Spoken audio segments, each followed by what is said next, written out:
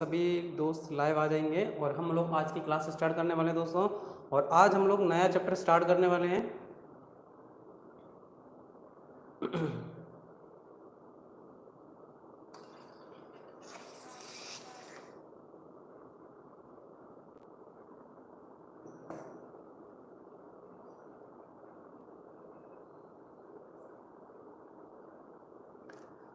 चलिए फटाफट से क्लास हमारी स्टार्ट करते हैं। आज हम लोग पढ़ने वाले हैं एकदम बिल्कुल नया चैप्टर। अभी तक हमारे 2 चैप्टर कंप्लीट हो चुके हैं, कन्वेंशनल पावर प्लांट और नॉन कन्वेंशनल पावर प्लांट। ये जो 2 चैप्टर हैं वो हमने खत्म कर दिए हैं और आज हम लोग तीसरा चैप्टर स्टार्ट करने वाले हैं, हमारा इलेक्ट्रिकल पावर ट्रांसमिशन। चलिए एक थोड़ा सा कैमरा सही कर लेता हूँ मैं।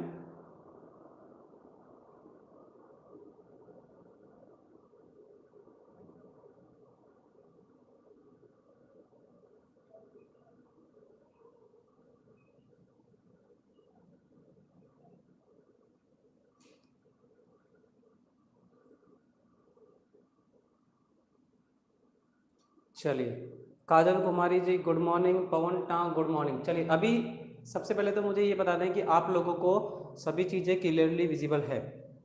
सबसे पहले तो आप बताएंगे सभी दोस्त मुझे कि आप सबको सब कुछ अच्छे से दिख रहा है, मेरी आवाज़ क्लियर है। तो हम लोग फिर अपना चैप्टर पढ़ना स्टार्ट करेंगे आज का। काफ़ी ज़्यादा इंटरेस्टिंग चैप्टर है आज का और काफ़ी ज़्यादा पढ़ने में हमें मज़ा भी आने वाला है। चलिए यानी कि सबको सब कुछ क्लियर है, ठीक है, किसी को किसी भी तरह की समस्या नहीं है।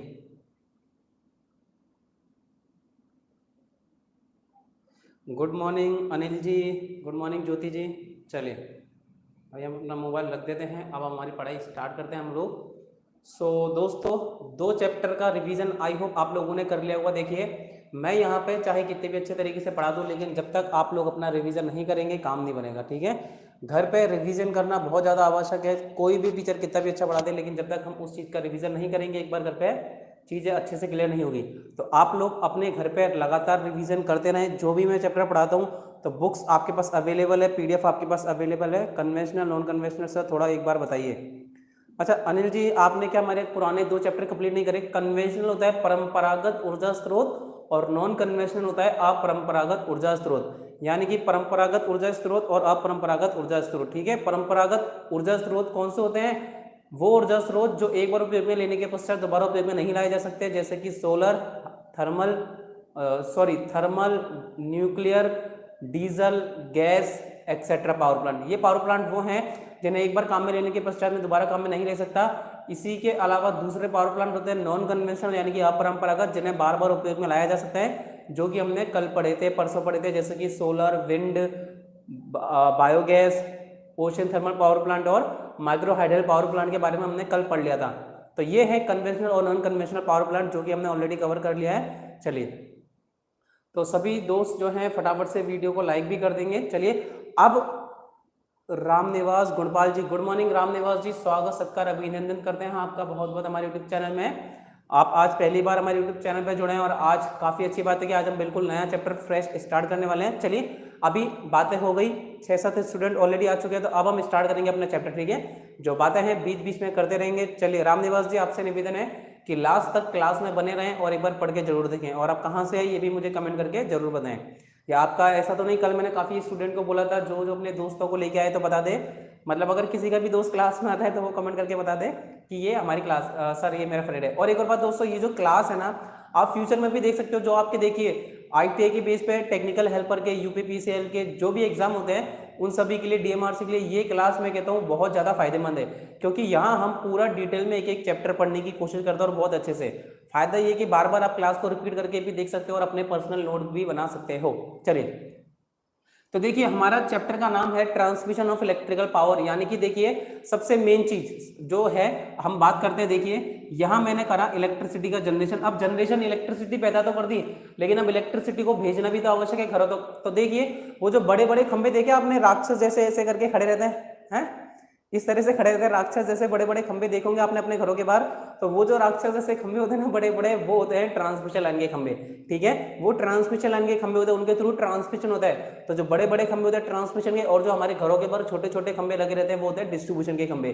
तो ट्रांसमिट हाई वोल्टेज पे किया जाता है, फिर हम लो वोल्टेज पे आते हैं। तो वो जो हाई वोल्टेज पे ट्रांसमिशन क्यों किया जाता है वो सारी बातें मैं इस डायग्राम के बाद करूंगा, ठीक है। पहले हम डायग्राम बना लें, टाइम बचाने के लिए मैंने डायग्राम पहले बना लिया था। अच्छा, अब सब लोग देखेंगे सबसे पहले क्या होता है, ये जनरेशन, ठीक है, ये मैं इसको लिख देता हूँ, इलेक्ट्रिसिटी का जनरेशन हो रहा है, यानी कि मैंने बिजली पैदा, तो अभी जो 2 चैप्टर पढ़े मैंने उसमें बिजली पैदा कर ली थी क्या। Good morning Sunil Singh Rawat ji, good morning Sunil. So generation कर लिया। आप जनरेशन कितने केवी पे होता है सब लोग कमेंट करेंगे, जनरेशन कितने केवी पे होता है, मैंने आप सबको पढ़ाया है 11 केवी पे इलेक्ट्रिसिटी का जनरेशन किया जाता है। अब सबसे पहले क्या करना है कि ये जो 11 केवी है मैं लो वोल्टेज पे ट्रांसमिशन नहीं कर सकता, क्यों, क्योंकि जितने ज्यादा वोल्टेज कम होंगे उतने ही ज्यादा लॉसेस होंगे, और वोल्टेज को जैसे जैसे मैं बढ़ाता जाऊंगा तो मेरे लॉसेस कम होते जाएंगे, इसलिए मैंने बोला भाई मैं तो हाई वोल्टेज पे ट्रांसमिशन करूंगा। चलिए बहुत अच्छी बात है। अब 11 केवी जो जनरेशन होता है उसके तुरंत बाद एक ट्रांसफार्मर लगा रहता है, और वो ट्रांसफार्मर क्या करता है दोस्तों, इस 11 केवी को 132 केवी, 220 या 400 केवी मेरी मर्जी है, मेरी मर्जी है कि मैं इसे कितने केवी पे ट्रांसमिट करना चाहता हूं, मैं कर सकता हूं। तो सबसे पहले इस 11 केवी 132 केवी को ट्रांसमिट किया जाता है, ठीक है। पहले तो मैंने 11 केवी को 132 केवी में कन्वर्ट कर लिया, फिर इस 132 केवी को ट्रांसमिशन किया जाता है बड़े बड़े खंभों के द्वारा, क्योंकि इतनी हाई वोल्टेज की लाइनें तो ये बड़े बड़े खंभों पे आएगी, तो इसीलिए मैं इसे कहता हूं प्राइमरी संचरण। अच्छा, ट्रांसमिशन को इंग्लिश में क्या, हिंदी में क्या कहा जाता है, संचरण। सभी लोग देखेंगे फिर बोलेंगे नहीं कि सर ने हिंदी में नहीं बताया। ट्रांसमिशन को संचरण कहा जाता है। Rahul Kumar Kumawat sir first year के लिए क्लास नहीं चल रही, नहीं राहुल जी अभी फर्स्ट ईयर की क्लास नहीं चल रही है। जो भी फर्स्ट ईयर का स्टूडेंट अगर क्लास लेना चाहता है तो देखिए कम से कम स्टूडेंट होने चाहिए 10 से 12, ठीक है। और ये जो क्लास भी मैंने स्टार्ट करी थी, जब मेरे पास 10-12 स्टूडेंट ने रिक्वेस्ट की थी तभी हमारी क्लास स्टार्ट हुई थी, तो स्टूडेंट होने चाहिए पढ़ाने में तभी मजा आता है। तो प्राइमरी ट्रांसमिशन 132 वोल्टेज को लेके गया। अब ये फिर क्या आया, ये शहरों में आया, ये तो जनरेटिंग स्टेशन से निकला, फिर ये बड़े बड़े शहरों में आया। अब बड़े बड़े शहरों में आके ये एक ग्रिड सब स्टेशन में जाएगा, ठीक है। ये कहाँ जाएगा, एक ग्रिड पावर प्लांट स्टेशन में जाएगा, पावर प्लांट में जाएगा, वहां इस 132 केवी को 33 केवी में कन्वर्ट करा।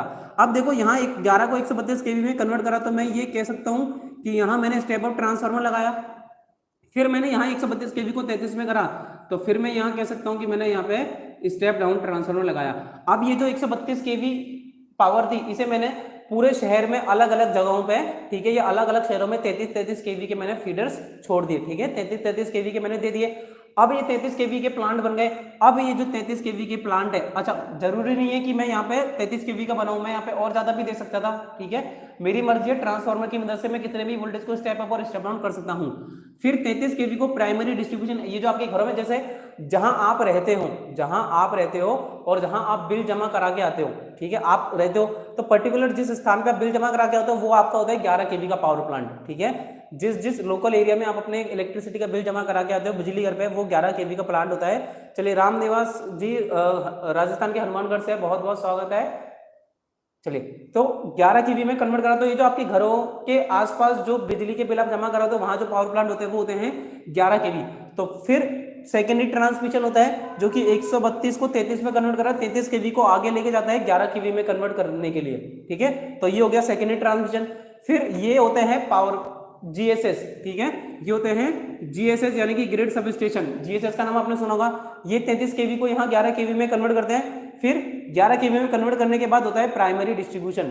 अब जो केवी के सब स्टेशन है वो वहां से निकलते हैं फीडर लेके, और खंबे जो हमारे घरों के बाहर खंबे होते हैं वहां पे सप्लाई लेना चालू करते हैं। अब खंबे के थ्रू सप्लाई आ तो जाती है, ठीक है, लेकिन अब आपने देखा होगा कि अब हमारे घरों के बाहर ट्रांसफार्मर भी लगे होते हैं। हर थोड़ी दूरी पर आपको एक ट्रांसफार्मर देखा होगा। अब हर ट्रांसफार्मर से पर्टिकुलर घरों में सप्लाई जाती है। तो अब ये जो 33 केवी 11 केवी में कन्वर्ट हुआ, अब ये जो 11 केवी हमारे घरों में आया, 11 केवी हमारे घरों के बाहर जो एच पोल के ट्रांसफार्मर आपने देखोगे इस तरीके से एक एच पोल होता है और इसके ऊपर ट्रांसफार्मर रखा रहता है। तो ये जो एच पोल का पावर प्लांट होता है जहां ट्रांसफार्मर रखा रहता है वो होता है आपका सेकेंडरी। तो वहां से ये जो सब स्टेशन, ये भी एक एच पोल सब स्टेशन है। फिर यहाँ से सेकेंडरी डिस्ट्रीब्यूशन स्टार्ट होता है जो कि हमारे घरों में लोड को सप्लाई देता है, जो कि हमारे घरों में लोड को सप्लाई देने का काम करता है। तो यहाँ से हम लोग क्या देखेंगे कि इलेक्ट्रिसिटी 11 केवी में जनरेट होगी। 11 केवी को 132 केवी, ये जो ट्रांसफार्मर है ये पावर प्लांट के अंदर ही लगा है, 132 केवी में कन्वर्ट करा स्टेप अप ट्रांसफार्मर की मदद से। फिर यहाँ से प्राइमरी ट्रांसमिशन होके 132 केवी आगे गया, 33 केवी में कन्वर्ट हुआ। फिर 33 केवी में जो कन्वर्ट हुआ बड़े बड़े सब स्टेशनों पे शहरों में, वो आगे जाता है सेकेंडरी ट्रांसमिशन होता है। सेकेंडरी ट्रांसमिशन के थ्रू वो 11 केवी 33 केवी को 11 केवी में कन्वर्ट करता है पावर प्लांट जीएसएस में ले जाके। फिर जीएसएस से आगे ले जाते हैं तो एच पोल सब स्टेशन पे प्राइमरी डिस्ट्रीब्यूशन के थ्रू, जहां ये 11 केवी 440 वोल्ट ठीक है, जहां ये 11 केवी 440 वोल्ट में कन्वर्ट होता है। देखिए अभी 11 केवी को 440, अभी जो 440 वोल्ट है ना, ये है 3 फेज के वोल्टेज, ये कितने हैं 3 फेज का वोल्टेज है, और हमें हमारे घरों में सिंगल फेज सप्लाई चाहिए होती है, यानी कि 220 वोल्टेज चाहिए होता है। तो वो 220 वोल्टेज किस तरह से आता है वो हम आज की वीडियो में देखेंगे।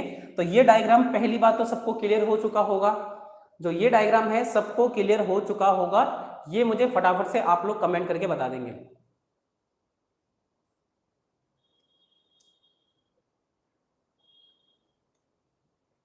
चलिए आज काफ़ी सारे बच्चे क्लास में प्रेजेंट नहीं है, 10 मिनट हमारी क्लास को हो चुके हैं, बट अभी भी काफ़ी बच्चे आज क्लास में नहीं आए। चलिए पवन टांक हमारी क्लास में प्रेजेंट है क्या? ओके चलिए आज मैं बताना चाहूँगा हमारे जो पवन टांग जी हैं आज उनका जन्मदिन भी है, ठीक है। तो मेरी तरफ से पवन को wish you a very very happy birthday. आप ऐसा ही बड़े होते रहिए, जीवन में तरक्की करते रहिए और जल्दी से अपनी गवर्नमेंट जॉब लगाइए। सो एक स्पेशल केक हमारी तरफ से हमारे स्टूडेंट है पवन टांक, उनके लिए, ठीक है।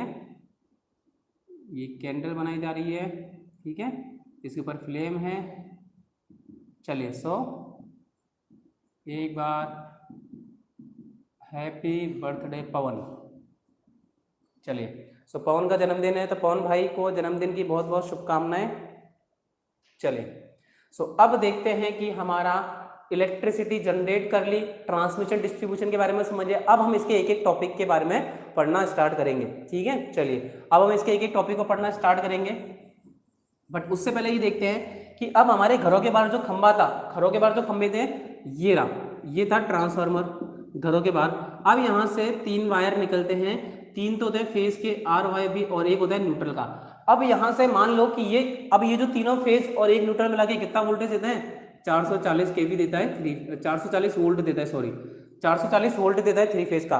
अब अगर ये 440 वोल्ट दे रहा है तो मैं किस तरीके से इसमें से सिंगल फेज सप्लाई लूंगा? मुझे मेरे घर में कितने वोल्टेज चाहिए 220 वोल्टेज चाहिए। भाई मेरा अगर यहाँ पे एक छोटी सी झोपड़ी बना रखी है मैंने, तो मुझे तो यहाँ पे सिर्फ 220 वोल्टेज ही चाहिए। तो वो 220 वोल्टेज का कैसे आता है कि आप किसी भी एक फेज को पकड़ो और एक न्यूट्रल को पकड़ो और आप अपने घर में सप्लाई ले सकते हो।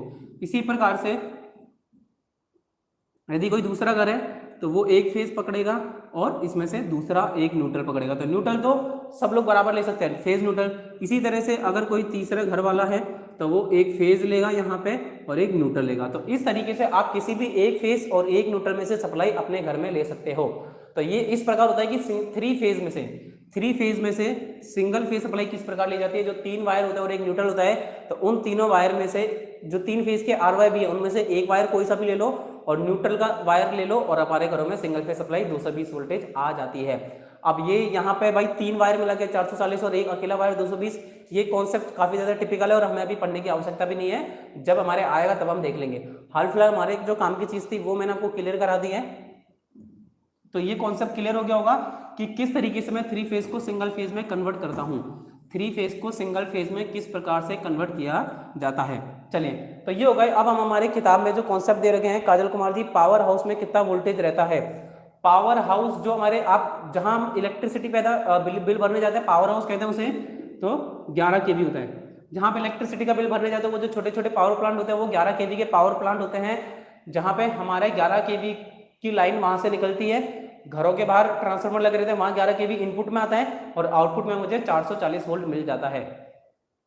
सो काजल कुमारी जी का क्वेश्चन आई होप क्लियर हो चुका होगा। चलिए सो ये हमने चीज देख ली। अब इसके बाद हम लोग क्या देखेंगे, अच्छा तो यहां से सबको ये चीज तो समझ आ गई होगी, ट्रांसमिशन और distribution, primary transmission, secondary transmission, primary distribution और सेकेंडरी डिस्ट्रीब्यूशन, ये सारी चीज आपको समझ आ गई होगी आई होप, ठीक है। अच्छा अब एक चीज देखेंगे, primary transmission, secondary transmission, primary distribution, secondary distribution. ये देखो ये प्राइमरी ट्रांसमिशन लिखा है,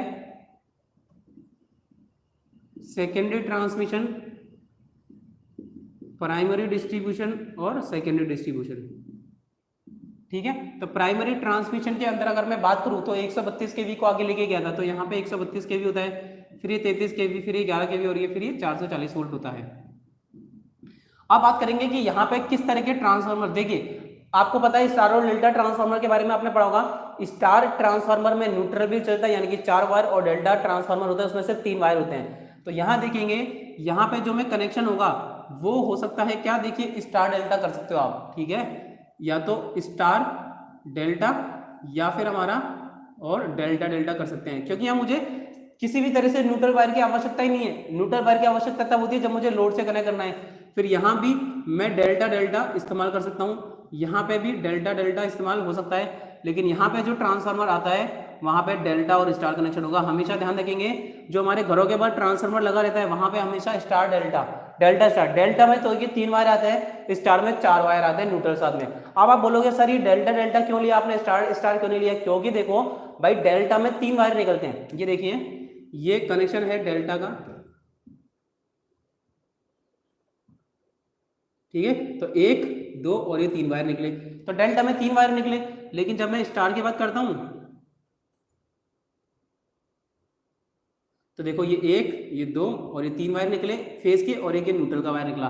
तो भाई स्टार में 4 वायर निकले तो मैं क्यों स्टार का कनेक्शन करूंगा, क्योंकि मुझे एक कॉपर वायर भी निकला। भाई एक तार अलग से आया तो मेरे कॉपर की कॉस्ट बढ़ गई। तो इसीलिए जब तक मुझे न्यूट्रल की आवश्यकता नहीं है तब तक मैं डेल्टा डेल्टा का इस्तेमाल करूंगा, और जब मुझे न्यूट्रल की आवश्यकता पड़ेगी तब मैंने देखिए आउटपुट में स्टार कनेक्शन कर दिए। भाई प्राइमरी साइड में तो मैंने डेल्टा कनेक्ट करा क्योंकि 3 वायर आ रहे हैं, और सेकेंडरी साइड में जहां मुझे न्यूट्रल की आवश्यकता थी तो मैंने स्टार कनेक्शन कर दिया। ये चीज सब लोगों को क्लियर हो जानी चाहिए, ये चीज सब लोगों को क्लियर हो जानी चाहिए। चलिए आज काफी कम स्टूडेंट क्लास में आए हैं, क्या वो भैया छुट्टी उट्टी क्या किसी तरह की? चलिए तो ये चीज आप सबको क्लियर होनी चाहिए, स्टार स्टार डेल्टा डेल्टा। आप लोग इसका फटाफट से स्क्रीनशॉट ले लेंगे, ठीक है, जल्दी से इसका बैक करके स्क्रीनशॉट कैसे भी ले लेना, मैं इसे रफ कर रहा हूँ। तो primary transmission, secondary transmission, primary distribution, secondary distribution, ये सारा हमने क्लियर कर लिया है। अब हम लोग देखेंगे कंपैरिजन, ठीक है। अब आपने 2 तरह की सप्लाई पढ़ी होगी दोस्तों, एक तो एसी और एक डीसी। एसी को क्या कहा जाता है, अल्टरनेटिंग करंट या प्रत्यावर्ती धारा, अल्टरनेटिंग करंट या प्रत्यावर्ती धारा, और इसे आपने पढ़ा होगा दिष्ट धारा, ठीक है। प्रत्यावर्ती धारा, दिष्ट धारा। एसी करंट की वेवफॉर्म कुछ इस तरह से होती है और डीसी में फ्रीक्वेंसी नहीं होती है, तो ये डीसी हो गई। और ये एसी, ये पॉजिटिव, ये देखिए ये पॉजिटिव, फिर ये नेगेटिव, फिर पॉजिटिव, और ये जीरो पे भी बार बार आती है। फ्रीक्वेंसी इसमें लगातार बदलती रहती है, जबकि डीसी में किसी तरह की फ्रीक्वेंसी नहीं होती है। तो अब एसी और डीसी वायर कौन सा ट्रांसमिशन करूं मैं, ठीक है, किस प्रकार का ट्रांसमिशन किया जाए, तो इसके आधार पर हम लोग पढ़ेंगे। हमारा अगला टॉपिक है एसी एवं डीसी ट्रांसमिशन की तुलना, ठीक है, comparison of AC and DC.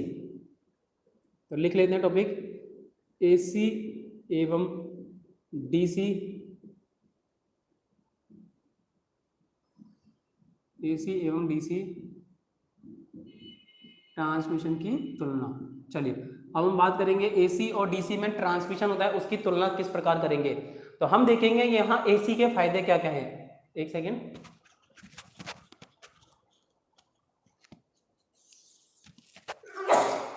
Sorry. चलिए एसी और डीसी में क्या क्या फायदे हैं एसी और डीसी के। चलिए बहुत बहुत ज़्यादा आज कम स्टूडेंट है क्लास में, बिल्कुल भी मज़ा नहीं आ रहा पढ़ाने में, ठीक है, क्योंकि जब तक एक इंटरेक्शन नहीं होता रहे। देखिए कल कितने सारे बच्चे थे, 18 20 22 बच्चे थे, और आज वही 7 से 8 स्टूडेंट रह गए हैं। तो अच्छा नहीं लगता, डेली आया करो, यही मैं सबको कहता रहता हूँ, बट आप लोग नहीं आते। पता नहीं, ऐसा लग रहा है कि जो मैं पढ़ा रहा हूँ वो तरीका आपको शायद पसंद नहीं आ रहा है ना। ऐसा तो नहीं है कि जो मैं पढ़ा रहा हूँ या जो मेरा पढ़ाने का तरीका है वो आप लोगों को अच्छा ना लग रहा हो। ऐसा कुछ भी है तो मुझे कमेंट करके बताओ भाई, अपन थोड़ा तरीका चेंज करने की कोशिश करेंगे, ठीक है। कहीं ना कहीं हम अपना तरीका चेंज करने की कोशिश करेंगे अगर आपको ये तरीका पसंद नहीं आ रहा है तो।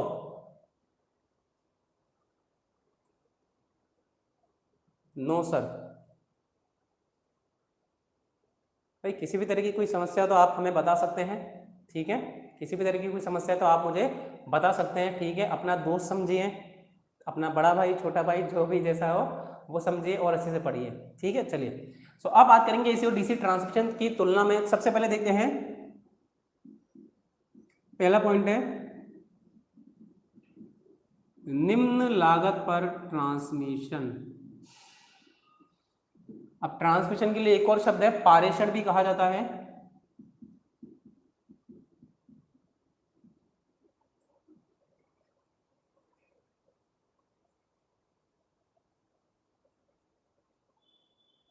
ठीक है। चलिए अच्छा, सभी लोग मना कर रहे हैं, मतलब सही है सब कुछ है ना।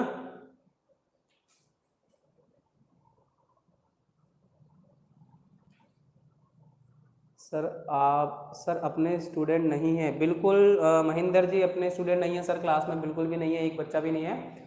कल काफ़ी सारे स्टूडेंट आए थे बट आज एक भी बच्चा क्लास में प्रेजेंट नहीं है। चलिए तो अब देखते हैं हम हमारा अगला टॉपिक। ठीक है, सबको बोर्ड पे जो भी चीज़ मैंने लिखी है वो क्लियरली विजिबल है ना, बता दो मुझे। सबको जो भी बोर्ड पे क्लास लिखी है वो समझ में आ रहा है? चलिए वेरी गुड सुनील जी, समझ में आ रहा है सबको। बोर्ड पे जो मैंने लिखा है क्लियरली विजिबल होगा। चलिए अब हम अपना क्लास देखते हैं, आगे का टॉपिक। हमारा जो अगला टॉपिक लिखा है मैंने, आपको देखिए क्या करना है, एसी और डीसी में कंपैरिजन करना है कि एसी डीसी से अच्छी क्यों है। सबसे पहले देखेंगे एसी पर अगर मैं ट्रांसमिशन करना हूं तो मेरे को निम्न लागत पर ट्रांसमिशन मिलता है। अब निम्न लागत पर ट्रांसमिशन किस प्रकार से मिलता है, देखिए, क्योंकि जब हम एसी पे ट्रांसमिशन करते हैं, जब भी हम लोग जो ट्रांसमिशन करते हैं वो एसी पे करते हैं, तो फायदा क्या होता है एसी पे ट्रांसमिशन करने का दोस्तों, कि मेरी कॉस्ट कम हो जाती है। सबसे पहली चीज कम करंट। देखिए एसी में जब मैं ट्रांसमिशन करता हूं तो वो मैं करता हूं लो करंट पे, और जब मैं लो करंट में ट्रांसमिशन करता हूं तो मेरी जो कॉस्ट है वो ऑटोमेटिक, देखिए लो करंट है, अगर करंट अपनी लो है तो क्या होगा, लॉसेस कम होंगे। करंट कम है तो भैया कॉपर का साइज घट गया। सबसे पहली चीज, अगर करंट की मात्रा कम है तो कॉपर का साइज बिल्कुल कम हो गया। जैसे ही कॉपर का साइज कम हुआ तो भाई मेरी कॉस्ट कम हो गई ना। देखो निम्न लागत पर पावर का ट्रांसमिशन कर लिया हमने। ठीक है, तो इस तरीके से कम करंट की वजह से मेरा, सबसे पहली चीज आप ध्यान रखेंगे कि एसी में जब मैं ट्रांसमिशन कर रहा होता हूं तो मेरी लो कॉस्ट पर ट्रांसमिशन होता है, लो कॉस्ट पर ट्रांसमिशन होता है। फिर दूसरा है हाई वोल्टेज पर उत्पादन। हाई वोल्टेज पर उत्पादन, कोई बोलता है कि इसको लिखूं क्या, हाई वोल्टेज यानी कि उच्च वोल्टेज, उच्च वोल्ट था। ठीक है, इतनी तो हिंदी और इंग्लिश में आपको कंफ्यूजन नहीं होना चाहिए। हाई वोल्टेज पर ट्रांसमिशन किया जा सकता है। कैसे, देखिए एसी में हम लोग क्या कर सकते हैं, ट्रांसफार्मर इस्तेमाल कर सकते हैं। एसी सप्लाई में हम लोग क्या कर सकते हैं, ट्रांसफार्मर का इस्तेमाल कर सकते हैं। देखिए ये लगा है ट्रांसफार्मर मेरा, यहां मैंने एसी पैदा की 11 केवी पे। अब आपको ये पता होना चाहिए कि ट्रांसफार्मर सिर्फ और सिर्फ एसी पे कार्य करता है। ट्रांसफार्मर सिर्फ और सिर्फ एसी पे कार्य करता है, यानी कि एसी सप्लाई को मैं जब 11 केवी यहाँ पे इनपुट में देता हूँ तो मैं आउटपुट में 132 केवी या 765 केवी कितना भी ले सकता हूँ, मेरी मर्जी है। 132 केवी 765 केवी कितना भी आउटपुट में ले सकता हूँ, यानी कि एसी पे मेरी उत्पादन बढ़ गया। भाई मैंने पैदा तो 11 केवी करा था और 11 केवी पैदा होता है, लेकिन ट्रांसफार्मर की मदद से मैंने उस 11 केवी को कितने केवी में कर लिया, 132 या 765 केवी में। तो इस वजह से हाई वोल्टेज पर उत्पादन संभव है। और ये जो ट्रांसफार्मर लगा रहता है स्टेप अप, ये कहाँ लगा रहता है भाई, पावर प्लांट में। हमेशा एक चीज और आपसे एग्जाम में क्वेश्चन पूछी जा सकती है, बताइए उत्पादन केंद्र पर किस प्रकार का ट्रांसफार्मर लगा रहता है, स्टेप अप स्टेप डाउन दोनों या कोई नहीं। तो हमेशा हम लोग क्या लिखेंगे आंसर में, स्टेप अप। ठीक है, यानी कि अपचाई, अपचाई ट्रांसफार्मर। हमें सर ट्रांसफार्मर को हिंदी में क्या कहते हैं। चलिए बहुत ही अच्छा क्वेश्चन है। क्या कोई ऐसा स्टूडेंट है जो बता सकता है ट्रांसफार्मर को, मुझे तो पता है बट आप में से जानना चाहता हूं, कई लोगों को बिल्कुल ट्रांसफार्मर को हिंदी में क्या कहते हैं नहीं पता रहता। हमसे भी सवाल पूछा जाता था, इवन आप देखिए अगर बीटेक होल्डर से किसी से सवाल पूछेंगे कि भाई ट्रांसफार्मर को हिंदी में क्या कहते हैं तो उसे भी नहीं पता। गुड मॉर्निंग पवन, ये पंकज, ये कोई टाइम में क्लास में आने का, पंकज 22-23 मिनट हो चुके हैं और आप क्लास में आ रहे हो बहुत जल्दी। ऐसे ऐसे महान हस्तियां हमारी क्लास में कि रात भर गेम खेलते रहते हैं और सुबह इतना जल्दी आ जाते हैं, 10 बजे उठा भी नहीं जाता। ठीक है, अभी लॉकडाउन है तो बिल्कुल आराम से सोते रहो दोस्तों, यही टाइम है जिसे हम यूटिलाइज कर सकते हैं। ठीक है, सुबह जल्दी उठ के अगर आपकी क्लास ली जा रही है। ठीक है, अच्छा कई सारे ऐसे स्टूडेंट होंगे, अभी जो आईटीआई के स्टूडेंट है वो मुझे हाथ ऊंचे करके बताएं, क्या आप लोगों के कॉलेज में किसी तरह की सुविधा दी जा रही है आपको लॉकडाउन के टाइम पे? आप सभी लोग अभी घर पे हैं, आपको किसी को सुविधा दी जा रही है कि आपके कॉलेज के टीचर आपको पढ़ा रहे हो?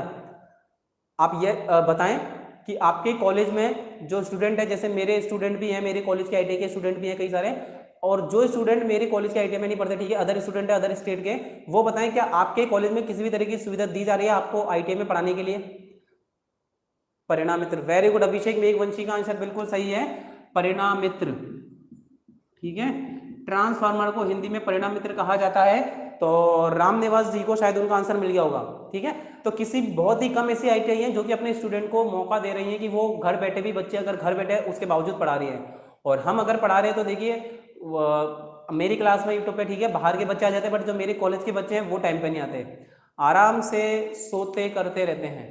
ठीक है, आराम से सोना है, ये तो नहीं कि 10 बजे उठ जाया करे और अपनी क्लास ले करे, बट नहीं। परिणाम बिल्कुल वेरी गुड, काजल कुमारी जी का भी सही। तो दोस्तों देखिए डेली आया कीजिए आप लोग, टाइम पे उठ जाना कोई बड़ी बात नहीं है, 1 घंटे क्लास लेके दोबारा हम सो सकते हैं। बट क्या करें, काफ़ी ज़्यादा महान हस्तियां हैं हमारी क्लास में, ठीक है, उन्हें डेली मॉर्निंग में आने में आलस आता है, नींद ज़्यादा प्यारी है, या फिर कल तो पंकज जी हमारी क्लास में प्रेजेंट तो थे मेंटली, ठीक है, बस हाँ भाई आईडी ओपन करके छोड़ दिया, और जब हमने बीच में उन्हें आवाज़ दी थी तब वो नहीं आए थे। हमारे टीचर बहुत अच्छे हैं, ओके, प्रभास जी के टीचर बहुत अच्छे, वेरी गुड, ठीक है। हर आईटीआई में ऐसी सुविधा नहीं है, बट कई आईटीआई में सुविधा दी जा रही है, माना, बट हर आईटीआई में ऐसी सुविधा नहीं है प्रभास जी, ठीक है। चलिए अब देखें, हाई वोल्टेज पे आप समझ गए, ट्रांसफार्मर की मदद से हाई वोल्टेज पे मैं उत्पादन भी कर सकता हूं, इजी वोल्टेज कन्वर्जन, यानी कि सरल वोल्टेज परिवर्तन।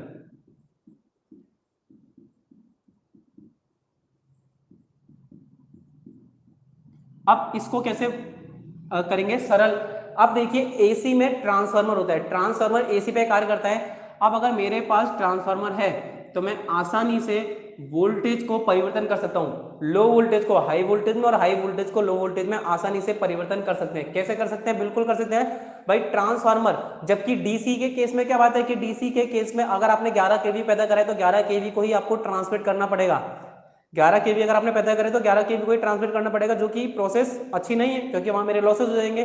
तो इसी वजह से कहा जाता है कि एसी में सरल वोल्टेज परिवर्तन किया जा सकता है, जिस वजह से एसी सप्लाई अच्छी है, ठीक है। तो ये चीज समझ गए कि एसी में सरलता से वोल्टेज परिवर्तन किया जा सकता है। तो पहला पॉइंट था, निम्न कॉस्ट पर ट्रांसमिशन होता है, कॉपर की सेविंग होती है, हाई वोल्टेज पर उत्पादन कर सकते हैं क्योंकि 11 केवी को मैं कितने भी केवी में कन्वर्ट कर सकता हूं, और वोल्टेज को आगे भी 132 केवी को 33 में, 33 को 11 में, 11 को 440 वोल्ट में, कितने भी वोल्टेज में मैं परिवर्तन कर सकता हूं, किसकी मदद से? ट्रांसफार्मर की मदद से। उपकरणों की सरल संरचना, अगला पॉइंट है मेरा, उपकरण की सरल संरचना, यानी कि एसी में जितने भी उपकरण होते हैं, ठीक है, एसी में जितने भी उपकरण होते हैं उन सबकी कंस्ट्रक्शन बहुत ज्यादा इजी होती है, बहुत ज्यादा आसान होती है, यानी कि मैं कहूं बिल्कुल भी कठिन नहीं होती है एसी इंस्ट्रूमेंट की संरचना।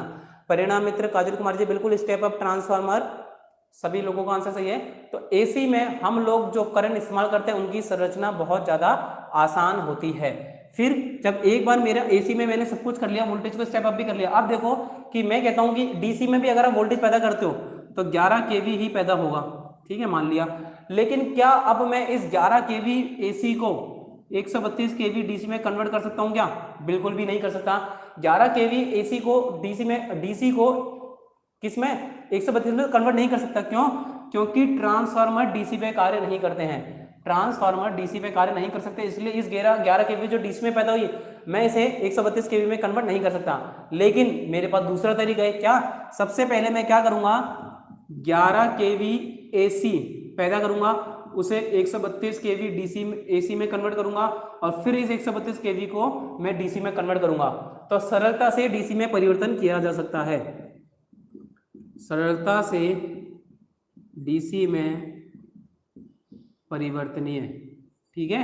ये कुछ थे हमारे एडवांटेज डीसी के, एसी के एडवांटेज थे किसके ऊपर? डीसी के ऊपर, कि डीसी की तुलना में एसी में क्या क्या एडवांटेज होते हैं।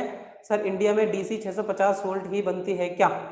नहीं, 650 वोल्ट, देखिए डीसी एक्चुअली में इंडिया में पैदा ही नहीं की जा रही, ठीक है। डीसी जब बहुत समय, जब सबसे पहले इलेक्ट्रिसिटी जनरेट हुई थी तब डीसी पैदा की गई थी, तब डीसी पैदा की गई थी, उसके बाद फिर इंडिया में डीसी, क्योंकि देखो डीसी में पैदा करने के लिए कॉस्ट मेरी बहुत ज़्यादा इंक्रीज हो जाती है, तो इसीलिए डीसी में अभी इलेक्ट्रिसिटी पैदा की नहीं जाती। जो भी इंस्ट्रूमेंट है इंडिया में वो एसी पर ही बिजली पैदा करते हैं, डीसी पे तो कन्वर्ट किया जाता है, ठीक है। कहीं भी इंडिया में ऐसा क्वेश्चन आएगा ही नहीं कि बताइए डीसी कितने वोल्टेज पे पैदा की जाती है, क्योंकि हम एसी को पैदा करके डीसी में कन्वर्ट करते हैं, एसी को जनरेट करके डीसी में कन्वर्ट करते हैं, ये चीज ध्यान रखें। तो मैं 11 केवी को 132 केवी डीसी में कन्वर्ट कर सकता हूं, बिल्कुल। कैसे? एसी को डीसी में बदल के, क्लियर है। लेकिन अब अगर मैं मान लो डीसी पैदा करी मैंने, डीसी 11 केवी पैदा करी, और अब मुझे इसे 132 केवी एसी में कन्वर्ट करना है। अब मुझे इसे क्या करना है, इसको 132 केवी डीसी में कन्वर्ट करना है। तो मेरी देखिए कितनी बड़ी चीज हो गई। सबसे पहले तो ट्रांसफार्मर एसी पे कार्य करता है, डीसी पे नहीं करता, तो सबसे पहले इस 11 केवी एसी को 11 केवी डीसी में कन्वर्ट करूंगा, किसकी मदद से? रेक्टिफायर की मदद से। अब ये 11 केवी एसी बन गया, सॉरी 11 केवी डीसी को 11 केवी एसी में कन्वर्ट कर दिया रेक्टिफायर की मदद से, इन्वर्टर, सॉरी इन्वर्टर की मदद से। अब इस 11 केवी एसी को ट्रांसफार्मर की मदद से मैंने 132 केवी एसी में कन्वर्ट करा, फिर इस 132 केवी एसी को रेक्टिफायर की मदद से मैंने क्या करा, डीसी में कन्वर्ट करा। तो देखो इन्वर्टर भी आया मेरा और रेक्टिफायर भी आया और साथ साथ ट्रांसफार्मर भी आया। तो कितनी ज्यादा कॉम्प्लेक्सिटी हो सकती है डीसी को इस्तेमाल करने में। और यहाँ अगर एसी थी तो 11 केवी एसी को सीधे ट्रांसफार्मर से 132 केवी में एसी में कन्वर्ट करा और फिर उस 132 केवी एसी को रेक्टिफायर की मदद से सीधा सीधा डीसी में कन्वर्ट कर दिया। कितना आसान काम है। और यहाँ पहले इन्वर्टर की मदद से एसी में, फिर एसी को ट्रांसफार्मर में, फिर ट्रांसफार्मर को डीसी में देना पड़ता था। तो जो कि एक काफी ज्यादा टिपिकल कॉन्सेप्ट पड़ जाता था। इस वजह से मैंने एसी के देखिए इतने सारे फायदे। सब बच्चे मुझे एक बार यस कमेंट करेंगे जो क्लास में प्रेजेंट है कि आप सब लोगों को एसी के फायदे, एसी करंट के क्या क्या फायदे, अगर सबको समझ आ गए तो मुझे कमेंट करें। और जो भी पॉइंट समझ नहीं आया तो उसका नंबर बता दें, मैं एक बार एक्सप्लेन कर दूंगा दोबारा से। अगर किसी को सारा को समझ नहीं आया तो आप दोबारा वीडियो देख सकते हैं। और अगर कोई एक पर्टिकुलर पॉइंट समझ नहीं आया तो आप अभी भी मुझे कमेंट कर दें तो मैं आपको समझा दूंगा।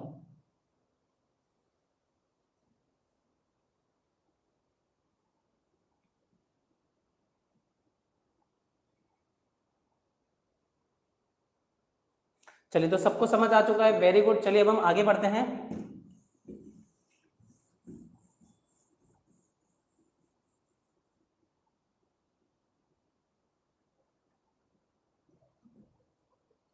काजल सर 2018-20 का इलेक्ट्रीशियन का स्टूडेंट हूँ।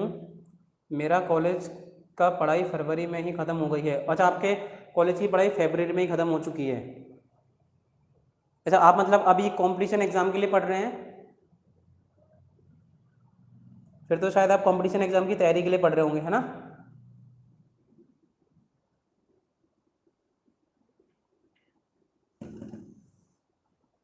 अब देखिए जो हमारा अगला टॉपिक है, इसलिए कॉलेज के सर हेल्प नहीं करते हैं। अच्छा, कॉलेज के हेल्प नहीं करते, बिल्कुल मुझे पता है काफ़ी सारे कॉलेज के ऐसे जो हेल्प नहीं करते।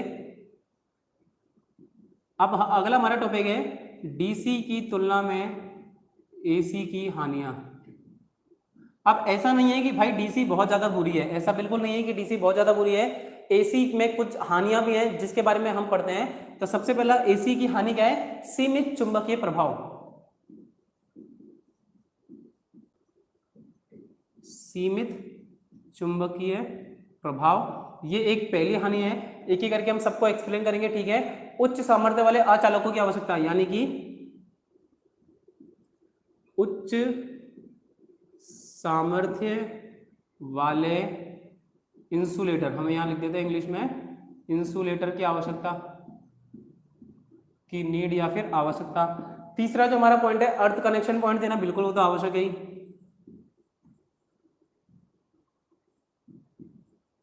देखिए सबसे पहला है कि सीमित चुंबकीय प्रभाव। क्यों? क्योंकि एसी में आपको क्या पता है भाई, एसी में करंट की डायरेक्शन हमेशा चेंज होती रहती है, ये आपको पता है। तो एसी में विद्युत धारा की दिशा निरंतर परिवर्तित होती रहती है। इसके कारण इसके द्वारा विद्युत चुंबक नहीं बनाए जा सकते। इसीलिए इसके द्वारा हम लोग क्या कर सकते हैं। Good morning Shubham ji. हाँ, एसी कॉस्टली तो पड़ती है। चलिए शुभम स्वामी जी, आज आप लेट हो गए और आधे घंटे से भी ज्यादा आप लेट हो चुके हैं। तो डीसी की अपेक्षा क्या होता है, एसी में सीमित चुंबकीय प्रभाव होता है। फिर बात करें हाई इंसुलेटर। आप देखो इंसुलेटर जो है ये मैं ऑलरेडी आपको पढ़ाऊंगा, ठीक है, पहले पढ़ा दिया था पिछले साल।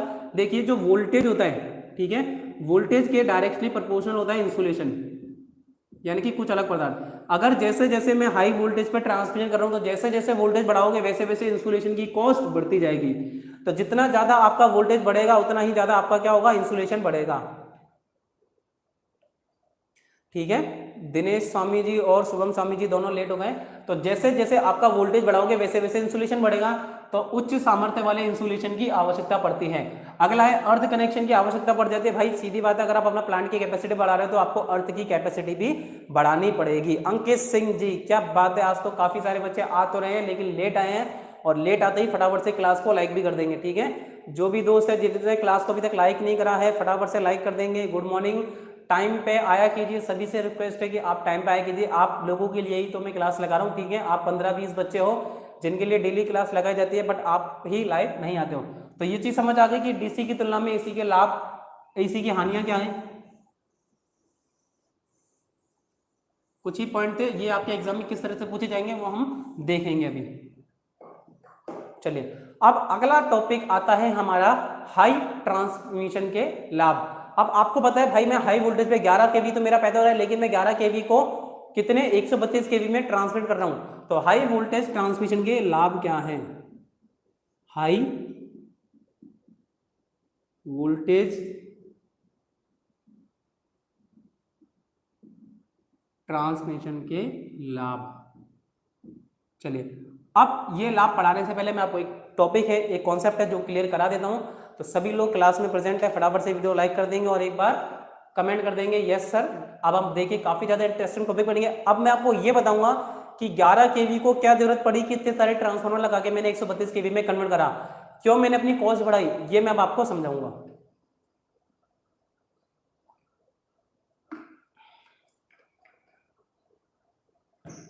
भाई मेरा सिंपल भी काम कर सकता था, डीसी के कंपैरिजन में एसी कॉस्टली होती है। बिल्कुल प्रभास जी, रोहन झा, रोहन भाई आज आप लेट कैसे होगा इतना ज्यादा? रोहन जी आज काफी ज्यादा लेट आए हैं क्लास में, क्या बात है? ऐसे लेट मत करा करो, ठीक है? टाइम पे डेली आया करो आप लोग। चलिए, गुड मॉर्निंग। गुड मॉर्निंग तो है, बट हमारी गुड मॉर्निंग होती है 10 बजे, ठीक है? हमारी जो गुड मॉर्निंग वो 10 बजे होती है। 10 बजे आप आया कीजिए और गुड मॉर्निंग विश किया कीजिए। चलिए, तो अब देखिए कॉपर के बारे में हम लोग पढ़ते हैं कि किस तरीके से हमारी जो कॉस्ट है वो इंक्रीज हो जाती है। इसके बारे में हमें पढ़ना है कि हम लोग हाई वोल्टेज पे ट्रांसमिशन क्यों करते हैं। अच्छा, क्या सभी बच्चों को एक ये फॉर्मूला ध्यान है, P = VI cos फाई? ये देखेंगे P = VI cos फाई वाला फॉर्मूला सबको याद है। एक डिसएडवांटेज, क्या बताइए आप कौन सा डिसएडवांटेज बता रहे हैं? P = VI cos फाई, यानी कि जो AC में पावर होती है वो voltage into current into power factor. और अगर सिर्फ ये डीसी होता तो क्या होता? VI होता। अगर सिर्फ ये डीसी होता तो VI होता, लेकिन एसी में पावर फैक्टर भी आता है। अब अगर मुझे यहां से क्या करना हो, P = VI cos फाई हो गया, लेकिन अगर मुझे यहां से करंट निकालनी हो तो करंट क्या हो जाएगी भाई? ये V cos फाई नीचे आ जाएगा, तो I = P/V cos फाई हो गया। चलिए, करंट निकाल ली। अब इसी के साथ साथ आपको ये पता होना चाहिए कि लॉसेस का फॉर्मूला क्या होता है। लॉसेस का फॉर्मूला एसी में क्या होता है? I²R। क्या होता है लॉसेस का फॉर्मूला? I²R होता है, सबको पता है? चलिए, याद है, वेरी गुड। तो I²R होता है। अब I की जगह मैं क्या रखूंगा? V/cos phi. भाई I है तो I की जगह मैं V/cos फाई रखूंगा। तो देखो, अच्छा ये तुमको याद करने की आवश्यकता नहीं, ये सिर्फ मैं आपको बता रहा हूँ कॉन्सेप्ट क्लियर करने के लिए, बस कॉन्सेप्ट। जहां जो चीज समझ में आए अटको तो बता देना। अब मैंने I की जगह पे P/V cos फाई रखूंगा, तो P/V cos फाई रखा, और ये स्क्वायर में है तो स्क्वायर में रखा और R कर दिया। अब इसे ओपन करेंगे तो क्या हो जाएगा? ये P²/V²/cos फाई² इंटू R। अब देखो कि जो पावर है किसी भी चीज की वो कांस्टेंट रहने वाली है, क्या उसमें कोई परिवर्तन होगा? नहीं। कोई चीज अगर 100 वाट की तो 100 वाट की रहेगी, उसमें कोई परिवर्तन नहीं होगा। पावर फैक्टर जिसका भी जो है वो रहने वाला है, रेजिस्टेंस जितना है उतना ही रहेगा। अब क्या चेंज होता है? तो देखो, लॉसेस प्रोपोर्शनल हो गए। अगर मैं पावर फैक्टर और रेजिस्टेंस को कांस्टेंट मानूं 1/V² के, कितने? 1/V² के। अब अगर यहाँ पे सिर्फ V होता तो जैसे जैसे मैं वोल्टेज बढ़ाता वैसे वैसे लॉसेस कम होते, सिर्फ इतना होता। लेकिन यहाँ V² है, अगर मेरा वोल्टेज 2 है तो 2 का स्क्वायर 4 हो गया, 2 का स्क्वायर 4 हो गया। और अब 4 की 1/4 की रफ्तार से मेरे लॉसेस कम होंगे। यही अगर मेरा 4 है तो 4 की जगह 16, तो 16 गुना मेरे लॉसेस कम हो गए। अगर मैंने 5 गुना मेरा वोल्टेज बढ़ाया तो मेरा 25 गुना लॉसेस कम हो जाएंगे। तो अगर मैं वोल्टेज को जितना ज्यादा बढ़ाऊंगा मेरे लॉसेस उतने ज्यादा कम हो रहे हैं। रामनिवास सर, ट्रांसफार्मर में कौन से दोष होते हैं? ट्रांसफार्मर के फॉल्ट की हम लोग बात करेंगे। वैसे ट्रांसफार्मर के अंदर जो फॉल्ट होते हैं वो बहुत ही कम होते हैं। सिर्फ 2 तरह के लॉस होते हैं, आयरन लॉस और कॉपर लॉस। आयरन लॉस में भी एडी करंट और हिस्टैरिसीस लॉस होते हैं, और कॉपर लॉस तो बस जो हमारे ट्रांसफार्मर में वाइंडिंग है उसमें कॉपर लॉस होते हैं, ठीक है? बाकी उसमें एयर फ्रिक्शन या विंटेज लॉस नहीं होते, क्योंकि उसमें कोई घूमने वाली डिवाइस नहीं है, वो हम बाद में डिस्कस करेंगे। हाल फिलहाल आप ये देखिए कि जैसे जैसे मैं मेरा वोल्टेज बढ़ा रहा हूं, जैसे जैसे मैंने मेरा वोल्टेज बढ़ाया वैसे वैसे मेरे लॉसेस कम होते जा रहे हैं। हो रहे नहीं हो रहे? और तो जितने ज्यादा वोल्टेज बढ़ाओगे उतने ज्यादा आपको लॉसेस कम मिलेंगे। तो इसीलिए तो मैंने बोला अब अगर 11 केवी है, 11 केवी पे मैं ट्रांसमिशन करूंगा तो मुझे कुछ ना कुछ लॉसेस मिलेंगे। लेकिन अगर उसी लॉसेस को 11 केवी को मैंने और कम कर दिया, उसी 11 केवी को मैंने और ज्यादा बढ़ा दिया, 132 कर दिया, तो मेरे लॉसेस और कम हो गए। तो मुझे कम से कम लॉसेस चाहिए, मुझे कम से कम लॉसेस चाहिए। बिल्कुल, copper loss and iron loss होते हैं, ठीक है? तो अगर मुझे वो लॉसेस कम चाहिए तो मैं वोल्टेज बढ़ाना पड़ूंगा। तो अब आप यहां से समझे कि लॉसेस को मैं क्यों कम कर रहा हूँ, लॉसेस कम कर रहा हूँ किस कारण से, वोल्टेज को बढ़ा के। तो वोल्टेज के बढ़ने पर लॉसेस किस प्रकार से कम हुए? नहीं, एग्जाम नहीं हुआ है मेरा। अच्छा, ITI का एग्जाम नहीं हुआ है काजल कुमार जी आपका? काफी सारे स्टूडेंट है जिनका अभी तक ITI का एग्जाम नहीं हुआ बिल्कुल। तो अब देखिए कि लॉसेस बढ़ाने पर, सॉरी वोल्टेज बढ़ाने पर आपके लॉसेस कम हो रहे हैं क्या? ये चीज आप सबको समझ आई, समझ आ गई होगी, ठीक है, वेरी गुड। कि लॉसेस जैसे जैसे आप बढ़ाते हो वैसे वैसे आपका कम होता जाएगा। क्या लॉस, वो सॉरी वोल्टेज बढ़ाने पर इसका मान कम होता जाएगा। अब देखो कि हमारा जैसे जैसे वोल्टेज बढ़ा रहे हो, जैसे जैसे वोल्टेज बढ़ाया, अब यहाँ एक चीज और समझेंगे कि ये करंट की वैल्यू थी P/V² cos फाई, ये जो है इतनी क्या है, ये करंट की वैल्यू है। अब अगर वोल्टेज आपने जितने ज्यादा बढ़ाओगे, मानो देखो ये है 5/2, 5/2 है। अब अगर इस 5 में 2 का भाग दूंगा तो कितना आएगा? 2.5, ठीक है, 5 में 2 का भाग दूंगा तो 2.5। लेकिन अब अगर इसी 5 में मैं 5 का भाग दूंगा तो कितना आएगा? 1 आएगा। तो यहाँ देखो मैंने लॉसेस अपने बढ़ा दिए, सॉरी वोल्टेज का मान मैंने बढ़ा दिया। मान लो ये तो ऊपर पावर है, ये V² था, मैंने अपना वोल्टेज बढ़ा दिया तो मेरे को करंट कम मिली। इसी तरह से यहाँ वोल्टेज ज्यादा था तो करंट ज्यादा मिल रही थी, वोल्टेज कम था तो करंट ज्यादा मिल रही थी। मैंने वोल्टेज बढ़ा दिया तो मेरी करंट कम हो गई। तो देखो यहाँ मैं जैसे जैसे वोल्टेज बढ़ाऊंगा तो करंट का मान कम हो रहा है। ये चीज सबको समझ आ रहा है? हाँ, लॉकडाउन के जैसे एग्जाम नहीं हो बिल्कुल। तो देखो वोल्टेज बढ़ाने पर जैसे जैसे मेरा वोल्टेज बढ़ेगा वैसे वैसे मेरे करंट के मान में कमी आती जाएगी। ये चीज आप लोग समझे या नहीं? जैसे जैसे आप वोल्टेज बढ़ाते जाओगे वैसे वैसे करंट के मान में कमी आती जाएगी, बिल्कुल आएगी। इसको एक और तरीके से समझते हैं, देखिए पावर क्या होता है? VI cos phi. पावर क्या होता है आपका? VI cos phi. अब देखो पावर आपकी 220 वाट है, ठीक है, मैं कहता हूं पावर आपकी 220 वाट ही है, मान लिया। इसको 220 नहीं, हम इसको 200 रखते हैं, ठीक है, 200 वाट है। अब देखो कि पावर फैक्टर मेरा बहुत अच्छा 1 है। अब मैंने बोला कि मेरी करंट कितनी है? 2 है। मेरी करंट कितनी थी? 2 थी। तो वोल्टेज कितना होगा? 100 होगा। तो 100 × 2 × 1 200 हो गया, 100 × 2 × 1 200 हो गया। सब लोग यहाँ ध्यान से, एकदम ध्यान से पढ़ेंगे। अब लेकिन मैं कह रहा हूं मैंने वोल्टेज तो बढ़ा दिया ट्रांसमिशन की वजह से, तो मैंने मेरे 100 को 200 कर दिया, 100 वोल्टेज 200 हो गया। और मुझे यहाँ पे तो 200 वाट ही चाहिए ना, 200 वाट ही आएगा। तो जब मैंने 100 को 200 करा तो करंट का मान अपने आप 1 हो गया, नहीं हो गया? तो जैसे जैसे आप वोल्टेज बढ़ाओगे वैसे वैसे करंट के मान में कमी आएगी कि नहीं आएगी? ये बताइए सबसे पहले तो, कि जैसे जैसे आप करंट का मान, वोल्टेज का मान बढ़ाओगे वैसे वैसे करंट के मान में कमी आएगी। ये चीज आप समझे कि नहीं समझे? ये जो चीज समझ गया वो यस करेगा कि जैसे जैसे आप वोल्टेज बढ़ाओगे करंट के मान में कमी आएगी, और वोल्टेज बढ़ाओगे तो लॉसेस में कमी होगी और करंट के मान में भी कमी होगी। फटाफट से कमेंट करके बताएंगे अगर ये चीज आपको क्लियर हो गई है तो।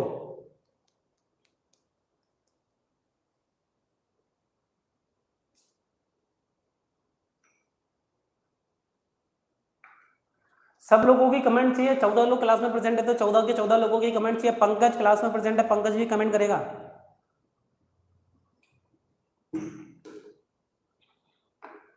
सभी लोगों का कमेंट चाहिए कि क्या ये चीज आपको समझ आई कि वोल्टेज बढ़ाने पर लॉसेस कम होते हैं, साथ ही साथ करंट भी कम होती है।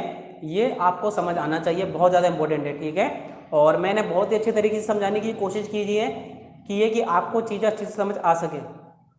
चलिए, अभिषेक है, बाकी बच्चे भी कमेंट करें। तंजिल अंसारी, तंजिल दादा आज लेट सर मुझे समझ नहीं आया, प्लीज़ सर एक बार और बताइए। चलिए रोशन जी एक बार, और रोहन जी मैं एक बार और बता देता हूँ, और फिर आप जब मेरी क्लास खत्म हो जाए तब आप एक बार रिवाइज भी कर लेना, ठीक है, मैं दोबारा बताऊँगा, कोई बात नहीं। चलिए, पंकज क्लास में नहीं है, बाकी बच्चे भी कमेंट करें, इतने सारे बच्चे हैं और मात्र 8 से 10 बच्चों का कमेंट आया है। चलिए, तो देखो क्या करना है आपको, पावर का VI cos फाई फॉर्मूला होता है, फिर I, अगर मुझे यहाँ से I निकालना है तो पावर के नीचे V cos फाई आ गया, ये फॉर्मूला समझ आ गया। अब आपको ये पता है लॉसेस का फॉर्मूला I²R होता है, ये आपको याद करना पड़ेगा। ये सत्य बात है कि लॉसेस का फॉर्मूला होता है P बराबर I, लॉसेस का फॉर्मूला होता है I²R। अब मैंने I की जगह P/V cos फाई रख दिया, और ये स्क्वायर में तो यहाँ स्क्वायर लगा दिया। अब जब ये स्क्वायर खुलेगा तो P² V² cos phi square into R। अब देखिए कि जैसे जैसे अब वोल्टेज कितना ज्यादा है स्क्वायर में, तो जैसे जैसे मैं वोल्टेज बढ़ाऊंगा वैसे वैसे मेरा लॉसेस कम होगा। ये देखो जैसे जैसे वोल्टेज बढ़ा है वैसे वैसे लॉसेस कम हो रहे हैं, ये चीज। फिर यहाँ मैंने देखा कि मेरे 200 वाट है पावर, वोल्टेज पहले 100 वोल्ट था, करंट 2 एम्पियर थी, कॉस पावर फैक्टर तो 1 बहुत अच्छा माना जाता है। तो जैसे जैसे अब मानो कि मैंने वोल्टेज को डबल कर दिया लॉसेस कम करने के लिए। अब अगर वोल्टेज डबल करा है लेकिन यहाँ तो मेरा 200 ही आना चाहिए, तो मुझे करंट का मान में कमी करनी पड़ेगी। यानी कि जैसे ही मैं क्लियरिटी नहीं है आपके वीडियो में, क्लियरिटी नहीं है, अभी भी किसी को ब्लर दिख रहा है क्या? भाई मैं तो कोशिश किया यार, अभी तो 2-4 दिन से तो किसी को ब्लर नहीं दिख रहा है।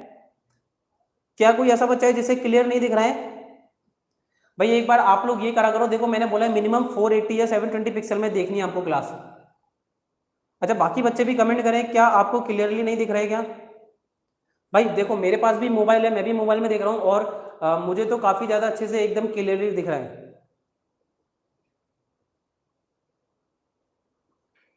नहीं भाई मुझे तो बहुत ही ज़्यादा क्लियरली एकदम 720 पिक्सल पे मैं देख रहा हूँ, तो काफ़ी ज़्यादा अच्छे से समझ आ रहा है। और आप लोग भी देखिए एक बार, बाकी बच्चे मुझे कमेंट करके बताएं क्या दोस्तों आप लोगों को भी इस तरह की कोई प्रॉब्लम आ रही है क्या? कपिल मिश्रा जी, और कोई और बच्चा है?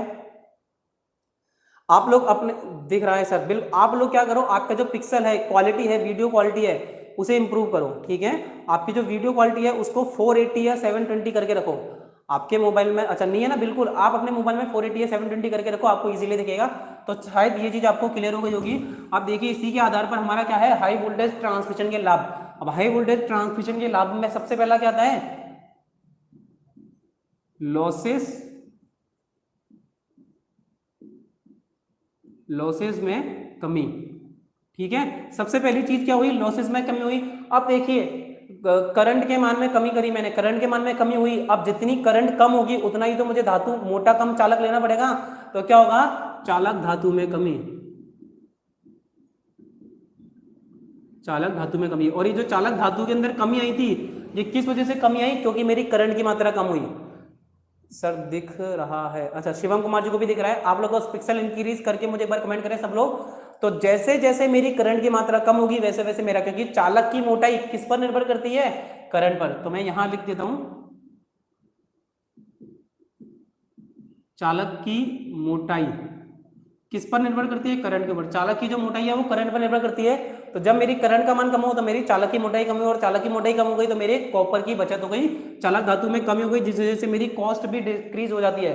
अब देखो लॉसेस कम, कॉस्ट कम, तो दक्षता में वृद्धि हुई कि नहीं हुई, दक्षता यानी कि एफिशिएंसी में वृद्धि हो जाएगी, दक्षता यानी कि एफिशिएंसी में वृद्धि हो जाएगी। क्लियर है, नो प्रॉब्लम, हो गया, वेरी गुड। चलिए तो जैसे ही मेरे लॉसेस में कम, कॉपर की कॉस्ट कम हो गई, तो मेरी दक्षता में वृद्धि हो जाएगी। तो यहां से मैं ये भी कह सकता हूं कि मेरी दक्षता में वृद्धि हो चुकी है। फिर मेरा देखिए हाई वोल्टेज पे जब आप ट्रांसमिशन करते हो, लो करंट पे तो आपका वोल्टेज रेगुलेशन उच्च रहता है। बस अभी आप वोल्टेज रेगुलेशन को सिर्फ इतना ही समझ लो, जब हम मोटर और जनरेटर करेंगे तब समझेंगे, वोल्टेज रेगुलेशन हाई हो जाता है, ठीक है? वोल्टेज रेगुलेशन को हिंदी में भी यही कहेंगे, वोल्टेज रेगुलेशन, वोल्टेज रेगुलेशन हमारा उच्च हो जाता है, ये चीज ध्यान रखो।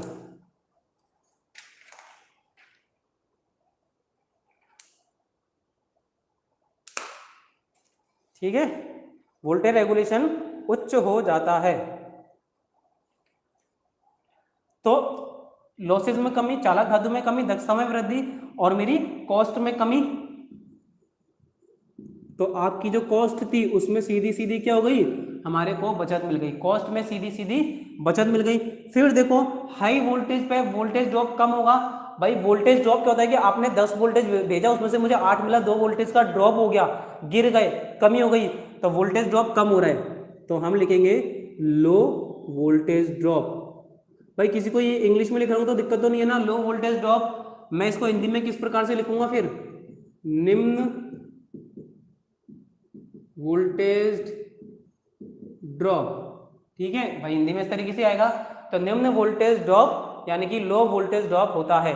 लो वोल्टेज ड्रॉप और लो करंट तो मैंने आपको पहले बता दिया था। चलिए ये लिख भी देते हैं, लो करंट की, करंट की मात्रा घट जाती है, करंट की मात्रा घटने की वजह से तो चालक धातु में कमी आई।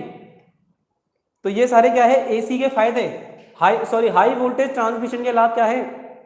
मैं किस वजह से हाई वोल्टेज पे ट्रांसमिशन कर रहा था, मुझे लो करंट मिल रही है, लो वोल्टेज ड्रॉप पे कॉस्ट में बचत हुई, वोल्टेज रेगुलेशन उच्च प्राप्त हुआ, दक्षता में वृद्धि हुई, चालक धातु में कमी हुई, और लॉसेस में भी कमी हुई। तो ये सारे लाभ है जिसकी वजह से मैं एसी ट्रांसमिशन को प्रेफर करता हूं डीसी की कंपैरिजन में। भाई एसी को प्रेफर करता हूं डीसी के कंपैरिजन में इन सब चीजों की वजह से। तो बताइए फटाफट से। हाँ, V no load to full load. चलिए अगर आप बोलते हैं तो मैं इसका फॉर्मूला लिखा देता हूं।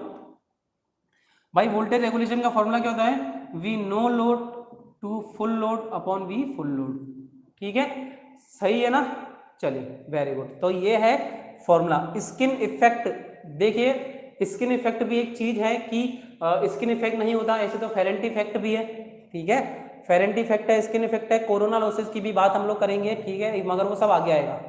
कोरोना लॉसेस की भी हम बात करेंगे, स्किन इफेक्ट, सारी चीजें आएगी। अनिल जी एक एक करके जैसे जैसे टाइम आता जाएगा हम सारी चीजों पे डिस्कशन करते जाएंगे। चलिए अब आगे देखते हैं कि हमारा कितना सारा टॉपिक बचा हुआ है, फिर देखते हैं कि आज हम लोगों को और क्या क्या पढ़ना पड़ेगा।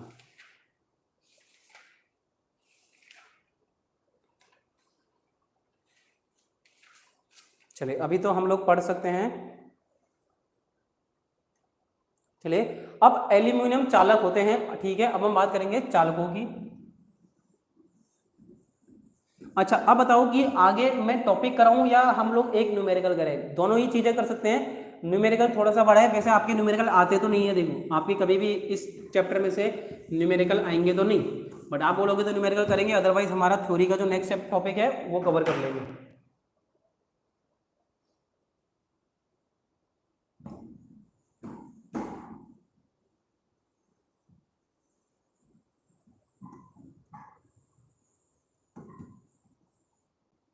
अब देखो दोस्तों, जो आप लोग हम लोग एसी पैदा करते हैं, ठीक है, जो हम लोगों के घरों में एसी सप्लाई आती है, अब उस एसी सप्लाई के जो वायर होते हैं, सबसे पहले जो ट्रांसमिशन डिस्ट्रीब्यूशन के वायर किस पदार्थ के बने होते हैं, एल्यूमिनियम। जो पदार्थ कौन सा वायर कौन सा होता है, किस मेटल का बना होता है, करके देखते हैं। अच्छा करके चलिए अभी न्यूमेरिकल करके देखेंगे। वैसे न्यूमेरिकल देखिए आएगा नहीं क्योंकि काफी ज्यादा बड़ा न्यूमेरिकल है, फिर क्या है अपने थोड़ा डामाडोल काम हो जाएगा न्यूमेरिकल। चलिए कल की क्लास हम लोग स्टार्टिंग करेंगे न्यूमेरिकल से। अभी देखिए जो कॉपर कंडक्टर हमारे घरों में आता है वो होता है एल्यूमिनियम का। वो किसका होता है, एल्यूमिनियम का। अब एल्यूमिनियम में भी क्या करते हैं हम लोग, बंडल कंडक्टर। देखिए यहां लिख लिया बंडल कंडक्टर, या फिर देखिए ये बंडल तो ऐसे ही रहेगा, बंडल चालक है ये। अब बंडल कंडक्टर क्या होता है, देखिए ये जो तार होते हैं ये क्या होता है, देखिए ये जो तार होता है ना, अभी तार क्या है टूटने की पूरी पूरी संभावना रहती है। क्यों, क्योंकि इनकी टेंसाइल स्ट्रेंथ कम हो जाती है कॉपर की। आप कॉपर लगाऊंगा तो बहुत ज्यादा बढ़ जाएगी, इसकी जगह मैंने एल्यूमिनियम स्टार्ट करा। अब इस एल्यूमिनियम की टेंसाइल स्ट्रेंथ कम होती है तो हमने क्या करा कि जो चालक है, देखिए ये बहुत सारे तार है, ये मेरी उंगली तार समझिए, तो हम इसे आपस में जकड़ते हैं। लेकिन हमने क्या करा कि इसकी टेंसाइल स्ट्रेंथ को बढ़ाने के लिए हमने बीच में एक स्टील का वायर गुजरता है, बीच में एक स्टील का वायर गुजरता है, और स्टील के वायर के ऊपर हम बहुत सारे तारों को ट्विस्ट करके जोड़ देते हैं। ट्विस्ट कर दिया जाता है एक स्टील के तार के ऊपर, तो वो स्टील का तार क्या देता है हमें, क्या कहते हैं, सपोर्ट प्रोवाइड करता है। वो जो तार है ना एल्यूमिनियम के, उन्हें सपोर्ट प्रोवाइड करता है, उन्हें टूटने से बचाता है। तो वो एक एल्यूमिनियम का वायर, एक स्टील का वायर लगाया जाता है, उसके ऊपर एल्यूमिनियम वायर ट्विस्ट करके लगाए जाते हैं, जिसे हम लोग बंडल कंडक्टर कहते हैं, जैसे हम लोग बंडल कंडक्टर के नाम से जानते हैं। और आपके ट्रांसमिशन डिस्ट्रीब्यूशन में बंडल कंडक्टर का इस्तेमाल किया जाता है, ट्रांसमिशन और डिस्ट्रीब्यूशन में बंडल कंडक्टर का इस्तेमाल किया जाता है। अब ये जो बंडल कंडक्टर है या फिर एल्यूमिनियम चालक है ओवरहेड लाइन में, इसे हम लोग क्या करते हैं, अब हम इसे जोड़ने के देखेंगे। और एक बार देखिए जो ग्रिड सब स्टेशन है, अगर आप वहां पे कभी ट्रेनिंग करेंगे तो ये जो चालक होते हैं इनके नाम होते हैं, क्या होते हैं, ज़ेब्रा, पैंथर, टाइगर, इस तरीके से जानवरों के नाम पर इस कंडक्टर के नाम रखे जाते हैं। अब हमारा है एल्यूमिनियम चालकों को जोड़ने की विधि। हम लिख लेते हैं अपना अगला टॉपिक, एल्यूमिनियम चालकों को जोड़ने की विधि। आप एक बार कभी भी देखिए, जो मैं पीडीएफ अपलोड करता हूँ, एक बार घर जाके पीडीएफ देखो, अपनी बुक देखो, हम लोग एक एक लाइन और एक एक टॉपिक पढ़ाता हूं मैं आपको, कि आपके कहीं से कोई क्वेश्चन छूट ना पाए। एल्यूमिनियम चालकों को जोड़ने की विधि, तो एल्यूमिनियम चालकों को जोड़ने की विधि किस प्रकार है, सबसे पहला आता है स्लीव जोड़ या कनेक्टर, स्लीव जोड़ या फिर कहते हैं इसे कनेक्टर। दूसरा अगर हम देखेंगे तो दूसरा है straight through connector, straight through connector, दूसरा हो गया हमारा स्ट्रेट थ्रो कनेक्टर। तीसरा जो नाम है देखिए vice clamp connector, vice clamp connector.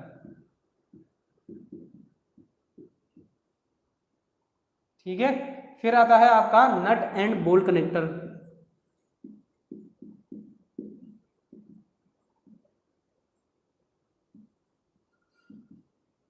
तो ये 4 तरह के कनेक्टर है जो कि हमें पढ़ने हैं। चलिए, तो सबसे पहले देखेंगे एल्यूमिनियम चालक है भाई, उन एल्यूमिनियम चालकों को हमें जोड़ना है। ACSR कंडक्टर, बिल्कुल very good Anil ji. ACSR conductor, ये जो एल्यूमिनियम कंडक्टर था, नाम भूल चुका था मैं, ACSR कंडक्टर नाम लिख देते हैं यहाँ पे, ACSR कंडक्टर। आपसे एग्जाम में कई बार अभी अगले टॉपिक में आएगा, ठीक है, अगले चैप्टर में ACSR कंडक्टर। और ACSR कंडक्टर का पूरा नाम देखो यहां पे लिख रहा हूं, एल्यूमिनियम कंडक्टर स्टील रेनफोर्स्ड,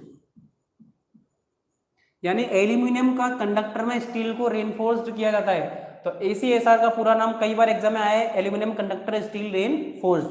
चलिए, अब देखिए स्लीव जोड़ कनेक्टर में 2 तरह के हैं, ट्विस्टेड जॉइंट और कंपैरिजन जॉइंट, ठीक है। अब यहां भी इसके 2 टाइप हैं,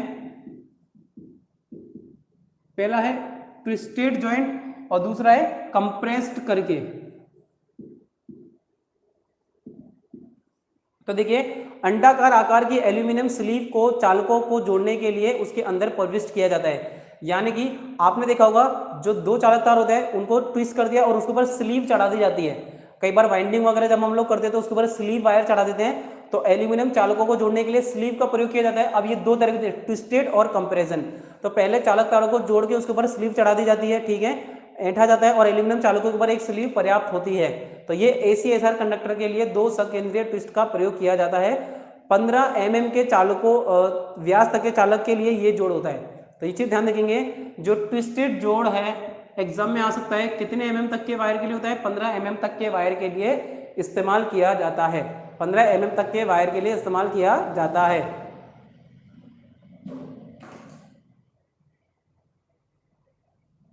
हो गया। अब 2 स्लीव के साथ कंप्रेशन के द्वारा, अब देखिए ACSR का चालक है तो 2 स्लीव के साथ कंप्रेशन जोड़ के द्वारा जोड़ दिया जाता है, कंप्रेस्ड किया जाता है और उसे उसके साथ जोड़ दिया जाता है। बस एल्यूमिनियम, वेरी गुड। चलिए, बस इतना सा ध्यान रखना है, ठीक है। अगला है आपका स्ट्रेट थ्रो जॉइंट, ठीक है।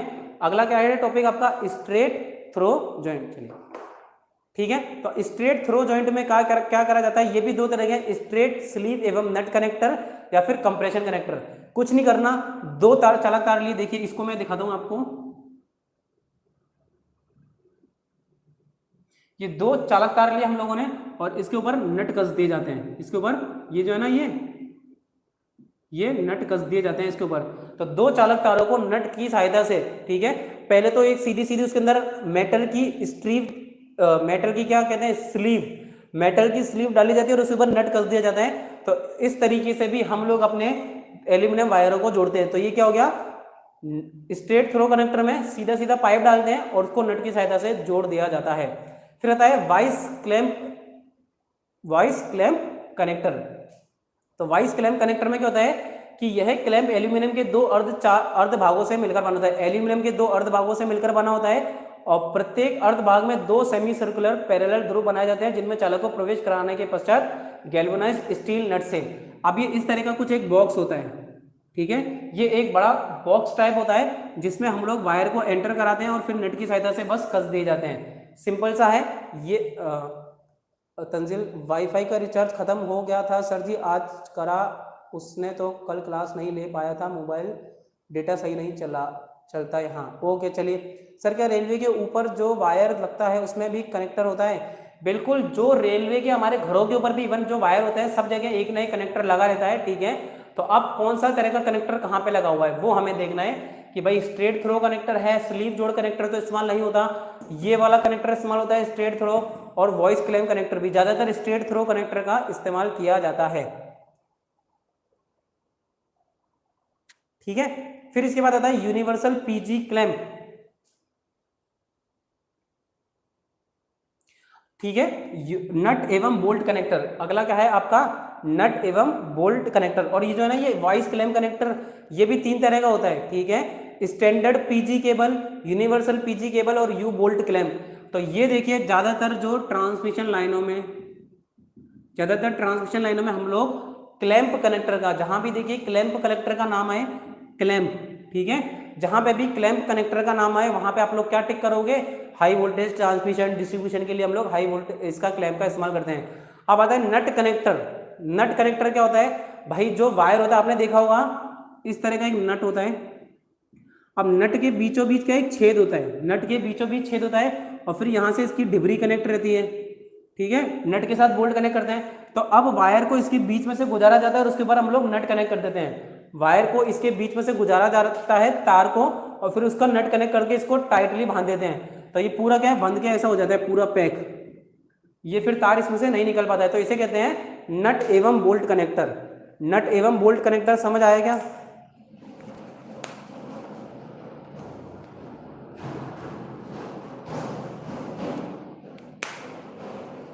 नट एवं बोल्ट कनेक्टर क्या आप सभी लोगों को समझ आ गया क्या?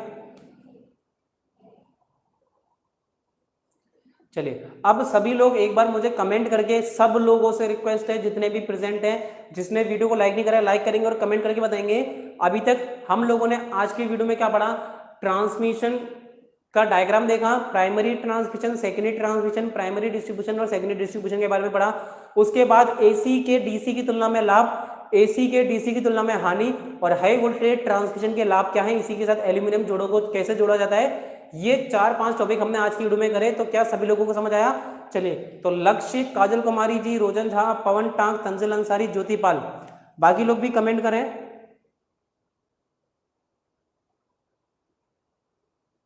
बाकी सभी बच्चे कमेंट करें क्या आपको ये सारे टॉपिक आज की वीडियो में क्लियर हुए। अब देखिए आपको क्या करना है, प्रीवियस दोनों चैप्टर पढ़ के आने हैं। कल हम लोग पूरी कोशिश करेंगे कि ये वाला चैप्टर कल की वीडियो में खत्म कर दे, ठीक है। ये कुछ स्टार्टिंग के अच्छे टॉपिक है जो कि जल्दी खत्म हो जाएंगे, तो हम पूरी कोशिश करेंगे कि इसे खत्म कर देंगे। चलिए अभिषेक भी है क्लास में। चलिए सभी लोगों को समझ आ चुका है और वीडियो को सब लोग लाइव भी करते हो जाना, ठीक है। चलिए तो यानी कि सभी लोगों को सारी चीजें समझ आ चुकी है, क्लास में सबको समझ आ रहा है। देखिए अब जो 2-4 दिन से ब्लर की तो किसी तरह की समस्या नहीं हो रही है आपको, ठीक है। आई होप ब्लर की तो किसी को कोई प्रॉब्लम नहीं हो रही होगी कि बीच बीच में क्लास ब्लर हो रही है, ऐसी कोई समस्या नहीं है। तो अब आपको अपने घर पे रहना है, अच्छे से पढ़ाई करनी है, ठीक है, डेली। और सब लोगों से रिक्वेस्ट है जो आज लेट आए, जैसे कि अभिषेक, तंजिल, लक्ष्य, रोहन झा जी और शिवम जी, दिनेश जी, जो लेट आए, तो आप सबसे रिक्वेस्ट है कि 10 बजे डेली क्लास होती है, 1 घंटे पढ़ना होता है, तो डेली लाइव आया कीजिए। और जो बच्चे नहीं आ पाते तो वो बाद में क्लास जरूर देख लें। जैसे कि जो बच्चे आज लेट आए थे तो प्लीज आप लोग ये क्लास देख लें, ठीक है। तंजिल, अभिषेक, लक्ष्य, जो बच्चे लेट आए हैं, रोहन जी, ठीक है, सभी लोग, रामनिवास जी, चलिए रामनिवास जी तो टाइम पे आए थे शायद, तो सभी लोग इस क्लास को दोबारा से देख लेंगे। और पीडीएफ के लिए टेलीग्राम चैनल पे चले जाओ, कल वाली जो वीडियो थी उसके डिस्क्रिप्शन में जाना, टेलीग्राम से वीडियो डाउनलोड कर लेना। पीडीएफ किस किस के पास किताब नहीं है? सर मेरा प्राइवेट आईटीआई में हूँ, मेरा सरकारी आईटीआई भी निकल गया बट मैं एडमिशन ले लिया था। अच्छा कोई बात, प्राइवेट में सर प्राइवेट आईटीआई ठीक है ना, बिल्कुल कोई फर्क नहीं पड़ता कि आप गवर्नमेंट आईटीआई में, प्राइवेट आईटीआई में, किसी तरह का कोई फर्क नहीं पड़ता है। आप प्राइवेट आईटीआई में रहिए चाहे गवर्नमेंट आईटीआई में रहिए, कोई फर्क नहीं है भाई। सब लोगों के पास पीडीएफ है, किताब है। अगर किसी को पीडीएफ चाहिए इस चैप्टर की, ठीक है, तो वो मुझे कमेंट करके बता दें, ठीक है। वीडियो खत्म होने के बाद में आप लोग मुझे कमेंट कर दें कि सर पीडीएफ चाहिए। एससीवीटी कुछ नहीं होता, सिलेबस तो लगभग सेम होता है, बस उसे स्टेट मॉनिटर करता है। एनसीवीटी नेशनल लेवल पे होता है, जिसे दिल्ली से ऑपरेट किया जाता है, ठीक है, जबकि एससीवीटी को स्टेट मॉनिटर करता है। भाई स्टेट अपने अधिकार में ले लेता है कि इस आईटीआई के सारे कामकाज हम करेंगे, एग्जाम हम कंडक्ट कराएंगे, तो वो एससीवीटी हो जाता है। और एनसीवीटी क्या है, स्टेट के तौर नेशनल लेवल पे काम करता है कि ऑल ओवर इंडिया में एक ही टाइम पे एग्जाम, एक ही टाइम पे सब कुछ होता है, वो एनसीवीटी। अच्छा रोहन जी, हाँ रूने जैसे मुझे मत बनाइए, टेलीग्राम चैनल का लिंक आपको कल की वीडियो में मिल जाएगा, वहां जाके एक बार कमेंट भी कर देने का अच्छा सा, और आपको डिस्क्रिप्शन में लिंक मिल जाएगा, वहां जाके आप पीडीएफ भी डाउनलोड कर सकते हैं, ठीक है। पीडीएफ भी आपको डेफिनेटली मिल जाएगा। और किसी की कोई समस्या, आप किसी के भी अगर कोई डाउट रहता है, कुछ समस्या रहती है, तो आप कमेंट कर सकते हो। वीडियो में लाइव क्लास खत्म होने के बाद आप लोग कमेंट कर सकते हो। तो शुक्रिया दोस्तों, कल सेम टाइम पे मिलेंगे अपनी क्लास में, सभी लोग लाइव जरूर आए, ठीक है, सभी लोग डेली लाइव जरूर आया करें। थैंक यू दोस्तों, मिलते हैं अपनी नेक्स्ट वीडियो में। और अपने आईटीआई के, आपके जितने भी आईटीआई के दोस्त हैं उन सबके साथ सर, और सर न्यू गवर्नमेंट स्कीम आया है ना आईटीआई करने के बाद 12th का भी, बिल्कुल आईटीआई करने के बाद आपको 12th का मिल जाता है डेफिनेटली। जब आप आईटीआई फर्स्ट ईयर पास कर लेते हैं तो सेकंड ईयर में आपको एक फॉर्म भराया जाता है, जिसकी मदद से आप सिर्फ हिंदी का एग्जाम देके पास हो सकते हो। बिल्कुल ये आईटीआई के अंदर काफी टाइम से रूल है। चलिए बाकी बातें बाद में करेंगे, बस अभी अपने दोस्तों के साथ वीडियो को शेयर करते रहो ज़्यादा से ज़्यादा। थैंक यू दोस्तों, मिलते हैं कल अपनी नेक्स्ट वीडियो में।